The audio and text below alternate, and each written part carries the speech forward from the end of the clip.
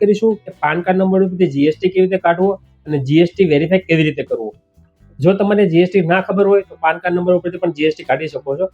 ગવર્મેન્ટની વેબસાઇટ છે gst.government.in, તેના પર જઈને અહીંયા તમારે પાન કાર્ડ નંબર નાખવાનો છે. ત્યાં જે કેપ્ચા આવે છે કેપ્ચા નાખવાનો છે. જેવું નાખીને સર્ચ કરશો ને, આ પાન કાર્ડ ઉપર જેટલા જીએસટી હશે ને તે તમને જીએસટી દેખાશે.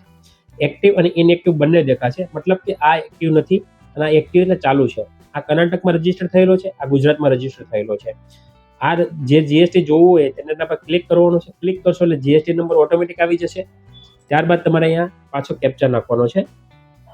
કેપ્ચા નાખીને જો સર્ચ કરશો ને એટલે તમને અહીંયા બતાવી દેશે કોના નામ પર છે, શું બિઝનેસ છે, કઈ તારીખે રજીસ્ટર થયેલું છે, ઓફિસનું એડ્રેસ, બધી જ માહિતી તમને બતાવી દેશે. શેનો બિઝનેસ છે એ પણ બતાવી દેશે અને શો ફાઇલિંગ ટેબલ, મતલબ કે જીએસટી ફાઇલ કર્યું છે કે નહીં એ પણ તમને બતાવી દેશે. જીએસટી ફાઇલ કર્યું છે મતલબ કે પાર્ટી રેગ્યુલર છે. આવી રીતે તમે ચેક કરી શકો છો. ફાઇલ ન કર્યું હોય તો બની શકે કે જીએસટી રેગ્યુલર ના ભરતો હોય, જે તમને તકલીફ પડી શકે જીએસટી રિફંડ લેવામાં. તો આવી રીતે તમે કોઈ પણ પાર્ટીનું જીએસટી ચેક કરી શકો છો ઓનલાઈન ગવર્મેન્ટની સાઇટ ઉપર જઈને, કોઈ પણ જીએસટી નાખીને તમે.